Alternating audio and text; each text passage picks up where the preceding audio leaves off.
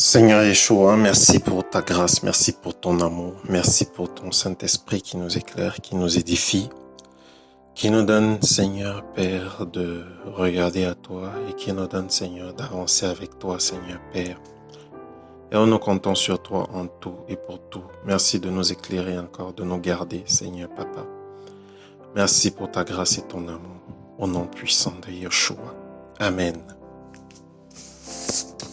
Bien-aimés, aujourd'hui, nous allons parler de l'égarement. Nous allons parler de l'égarement. La parole du Seigneur va déclarer dans le livre des Proverbes, au chapitre 6, verset 24. C'est un passage que j'aime particulièrement. La parole déclare que le précepte est une lampe et l'enseignement est une lumière. Et les avertissements de la correction sont le chemin de la vie. Ça, c'est dans certaines versions de la Bible. Le précepte est une lampe. La loi, c'est comme une lampe. Et l'enseignement est comme la lumière. Une lampe sans la lumière ne sert pas à grand-chose. C'est la lumière qui éclaire. Et l'enseignement, donc, est comme cette lumière qui permet de nous éclairer. Et l'enseignement est communiqué au moyen du Saint-Esprit, le Saint-Esprit qui est l'huile de la lampe et le feu de la lampe également, qui allume cette lampe-là. Donc le Saint-Esprit va encore nous aider à comprendre ce passage de la parole dans le livre de Matthieu au chapitre 24. C'est notre Seigneur Yeshua Mashiach qui parle. À partir du verset 1, on va lire. Et comme Yeshua sortait et s'en allait du temple, ses disciples s'approchèrent de lui pour lui faire remarquer les constructions du temple. Mais Yeshua leur dit, voyez-vous bien toutes ces choses? Amen, je vous le dis. Il ne sera jamais laissé ici pierre sur pierre qui ne soit démolie. Mais s'étant assis sur la montagne des Oliviers, ses disciples vinrent à lui en particulier et lui dirent, dis-nous quand ces choses arriveront-elles? Et quel sera le signe de ta parousie, de ton avènement, et de l'achèvement de l'âge?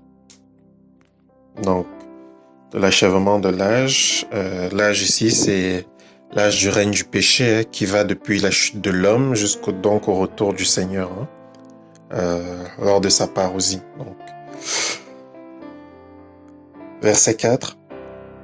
Et Yeshua répondant leur dit, prenez garde que personne ne vous égare, car beaucoup viendront sous mon nom en disant, je suis moi le Mashiach. Ils en égareront beaucoup. Donc nous allons nous arrêter là, au verset 5. Ils en égareront beaucoup. Donc comme je disais tantôt, c'est au sortir du temple, les disciples vont venir voir Yeshua pour lui poser la question à savoir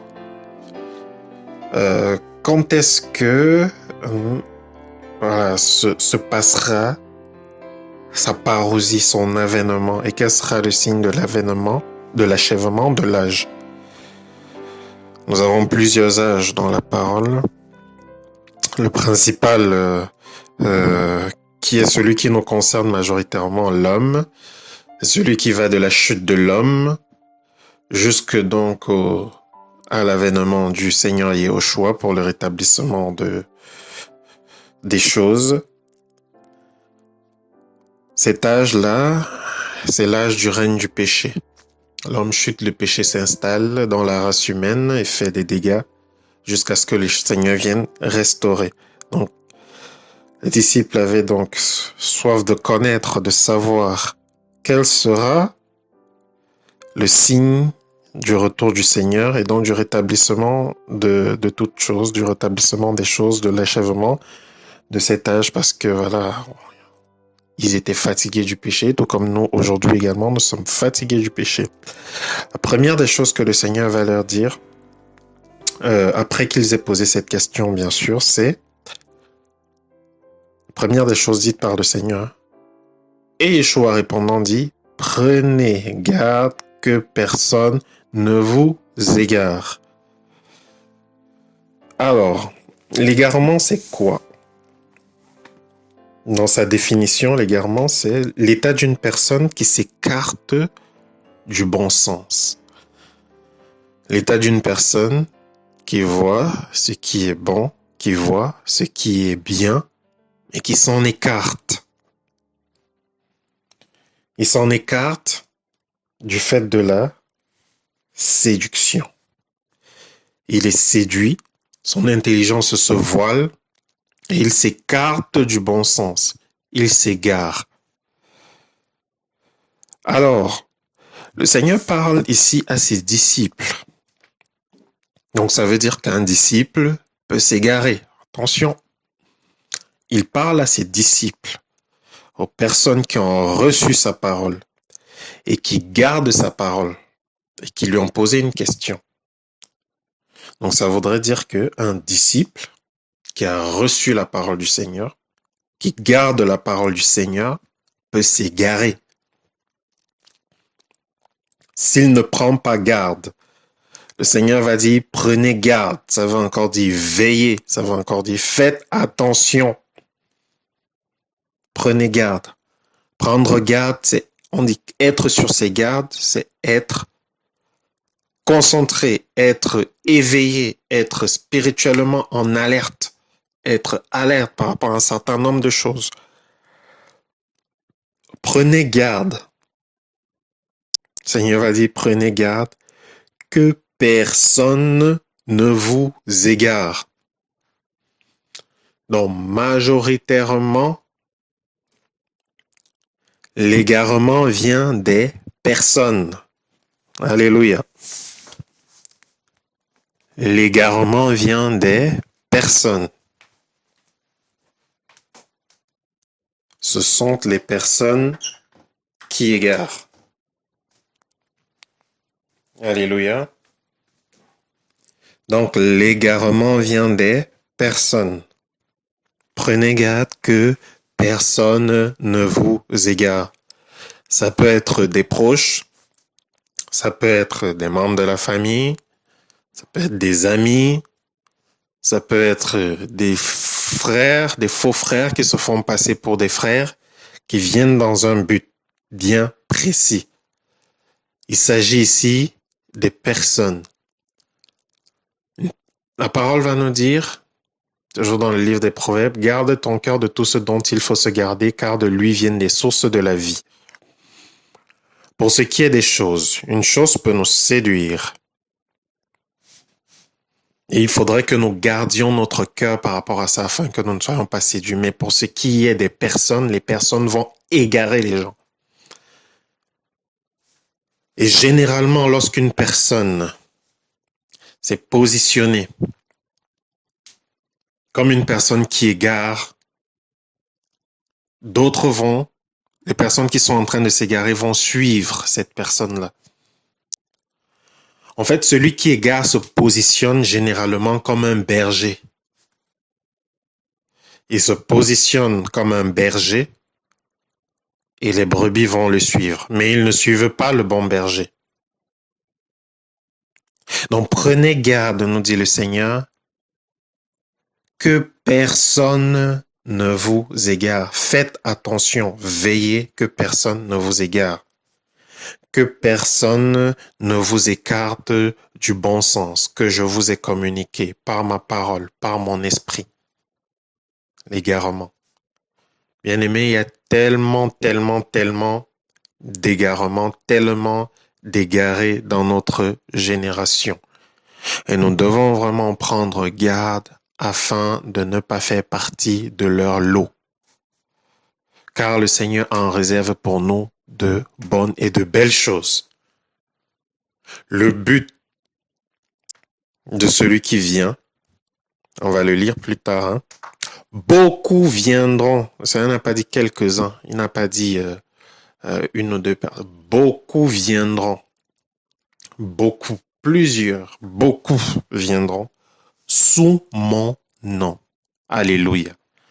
C'est là qu'il faut vraiment s'arrêter un instant pour comprendre. C'est-à-dire que beaucoup prennent le nom du Seigneur, se couvrent avec et viennent. Ils viendront sous mon nom. Ils prennent le nom du Seigneur comme une couverture. Ils la mettent sur eux. Et ils viennent en disant, je suis le Mashiach. Je suis le Mashiach. Suivez-moi. Il n'a même pas besoin des fois de dire suivez-moi. Il vient et dit simplement je suis le Mashiach.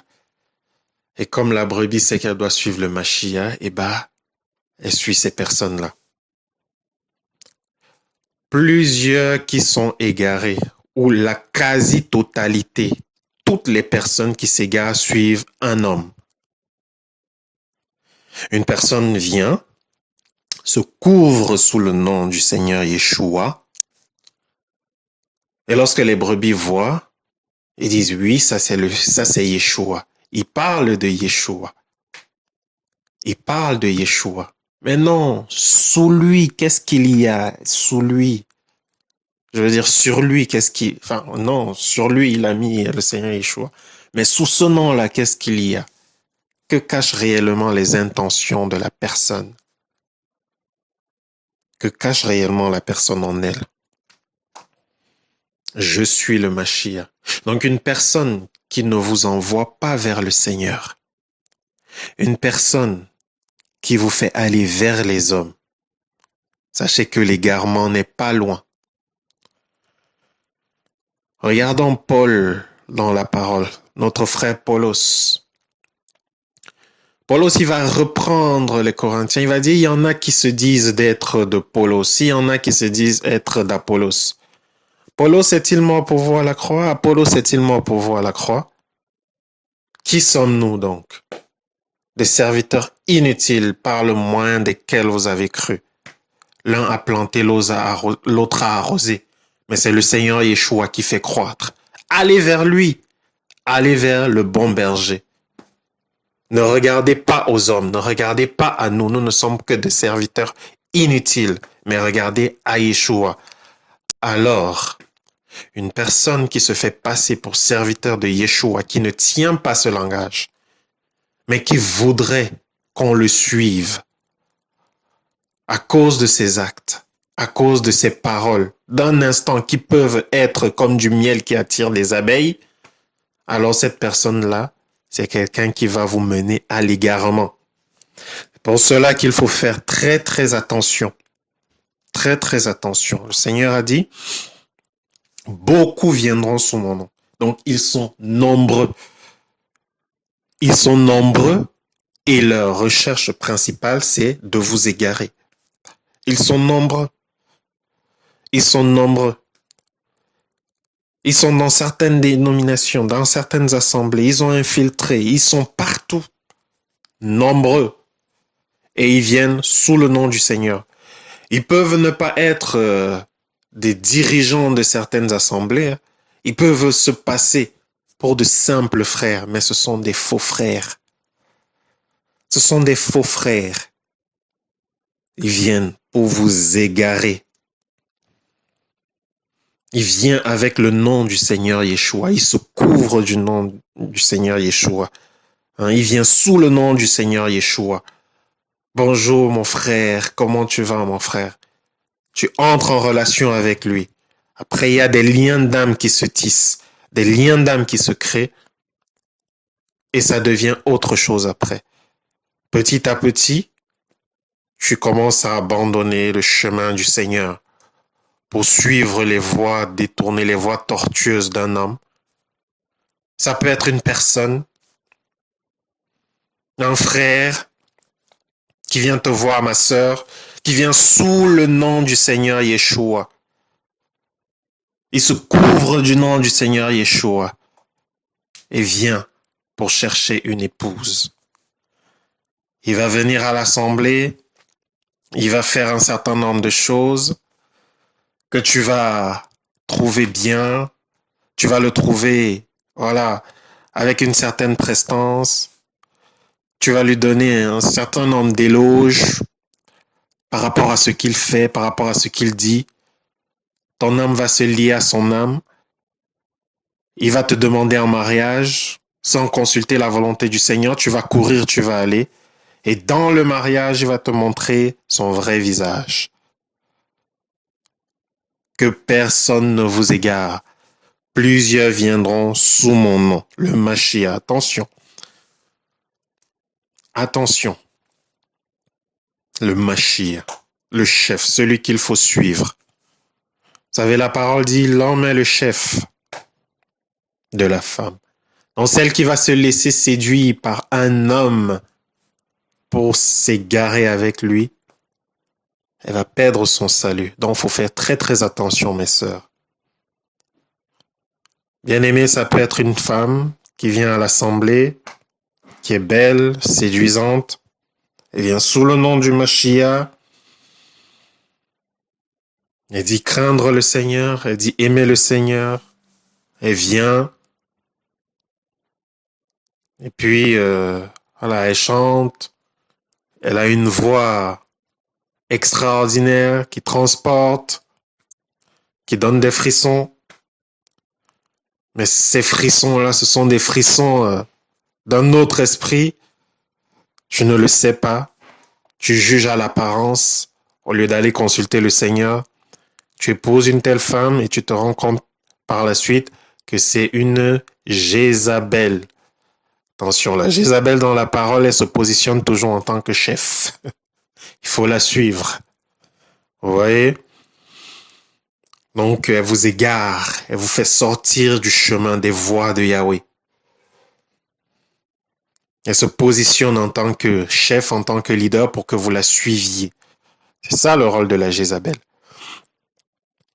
La femme qui chevauche la bête. Donc, faisons attention, l'égarement, s'écarter du bon sens. S'écarter du bon sens, s'écarter du droit chemin du Seigneur. Beaucoup viendront sous mon nom. Beaucoup viendront, nous a dit le Mashiach. Donc prenons vraiment garde. Ça peut être un frère, entre guillemets, qui vient avec des propositions dans le service du Seigneur, qui donne voilà, des conseils, qui se fait passer pour un serviteur du Mashiach, alors qu'il n'en est pas. Il vient pour égarer. Et lorsqu'on a reçu l'esprit d'égarement, il ne reste plus rien, mes bien-aimés. Il ne reste plus rien. Nous n'avons pas reçu un esprit d'égarement, mes frères. Nous avons reçu un esprit d'adoption par lequel nous crions Abba, Père. C'est Yeshua qui est notre Père et nous devons le consulter. Tel qu'on voyait ici, il est marqué que personne ne vous égare. Que personne ne vous égare.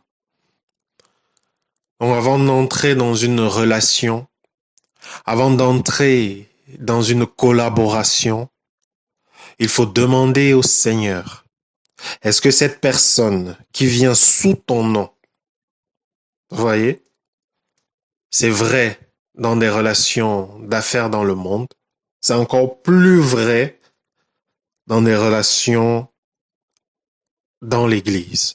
Avant d'entrer en relation, que ce soit pour un ministère, que ce soit pour une relation qui va conduire sur le mariage, que ce soit pour une relation, je sais pas, pour un partage que vous allez faire de la parole constamment. Une personne qui vient te dire, voilà, j'ai reçu que le Seigneur, j'ai reçu de la part du Seigneur que tu ouvres ta maison afin qu'on puisse faire des enseignements. Est-ce que cela vient de la part du Seigneur? Qu'est-ce que le Seigneur t'a dit, toi, personnellement, toi qui es son enfant, toi qui es en relation avec lui? Qu'est-ce que le Seigneur, qu'est-ce que le Mashiach t'a dit? Tu ouvres ta porte, tu ouvres ta maison, et après ce sont des conflits entre toi et ton épouse. Après, ce sont des possessions démoniaques de tes enfants. Qui t'avait demandé de le faire? Est-ce le Seigneur? Avant d'entrer en relation avec qui que ce soit, il faut demander l'approbation du Mashiach, car beaucoup viendront sous son nom et plusieurs seront égarés, plusieurs seront séduits. La parole nous dit dans le livre d'Hébreux que nous ne sommes pas de la race de ceux qui se retirent pour se perdre, mais nous sommes de ceux qui ont la foi pour sauver leurs âmes, la foi en Mashiach, la foi en Yeshua, le roi des rois, le saint des saints. Nous ne sommes pas de ceux qui se retirent pour s'égarer. Nous sommes dans une génération où l'égarement bat son plein. Sur YouTube, sur Facebook, partout, des personnes se lèvent, sont un appel de la part du Seigneur et commencent à crier par-ci, par-là. Et beaucoup de personnes les suivent parce qu'ils parlent en apparence de Yeshua. Mais quel est l'esprit qui est derrière ce qu'ils véhiculent? Quel est l'esprit qui est derrière ce qu'ils véhiculent? Yeshua l'a dit, plusieurs viendront sous mon nom, viennent sous le nom de Yeshua. Mes frères, dans la parole, il y avait Bar Yeshua, qui faisait aussi des miracles, qui faisait aussi des prodiges. Et lorsque le véritable Yeshua a été prêché, le peuple a su discerner le vrai du faux. C'est la parole qui sépare, la parole véritable.